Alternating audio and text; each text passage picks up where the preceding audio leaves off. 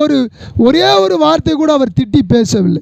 நீங்களோ நானும் நம்முடைய வார்த்தையில் எப்படி கவனமாக இருக்கிறோமா என்று சொல்லி இயேசுவினுடைய வார்த்தையை ஒப்பிடும் பொழுது நம்முடைய வார்த்தைகள் எல்லாம் தவறாகவே இருக்கிறது. ஆகவே நீங்களும் நானும் இயேசுவை போல நாம் வார்த்தைகளை பேச வேண்டும். ஐந்தாவது, இயேசு கிறிஸ்து ஒரு வார்த்தையை சொல்லுகிறார்.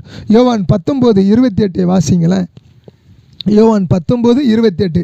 அதன் பின்பு எல்லாம் முடிந்தது என்று இயேசு அறிந்து வேத வாக்கியம் நிறைவேறுவதற்காக தாகமா இருக்கிறேன் என்றார். பாருங்க, அப்பொழுது கூட இயேசு தாகமா இருக்கிறேன் என்று சொல்லி தன்னுடைய பிதாவினுடைய சித்தத்தை நிறைவேற்றுவதும் வேத வசனம் எல்லாம் சரியாக தான் முடித்து விட்டார் என்பதை காட்டுவதற்காக தாகமா இருக்கிறேன் என்று சொல்லி வேத வசனத்தை அவர் தன்னோடு கூட வைத்து கொண்டிருந்தபடியினாலே அங்கே கூட தாகத்தில் கூட முறுமுறுக்காமல் தாகமா இருக்கிறேன் பிதாவே ஏன் என்னை கைவிட்டீர் என்று முன்னாலே சொன்னார். பின்னால் சொல்கிறார், பிதாவே நான் தாகமாக இருக்கிறேன், தாகமாக இருக்கிறேன், தாகமாக இருக்கிறேன் என்று சொல்லி தன்னுடைய காரியத்தை ஜனங்களுக்கும் பிதாவுக்கும் தெரிவிக்கிறார் தன்னுடைய வார்த்தையில். அங்கே கூட அவர் என்ன பண்ணலை, ஒரு குற்றமான பாவத்தை செய்யாதபடிக்கு கவனமாக தன்னுடைய வார்த்தையை கையாளுகிறார்.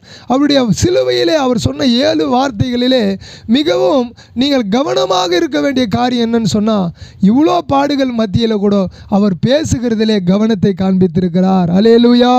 அவருடைய பேச்சு கவனமாக இருக்கிறது. நீங்கள் 6வது வார்த்தையை நாம் பார்க்கும்போது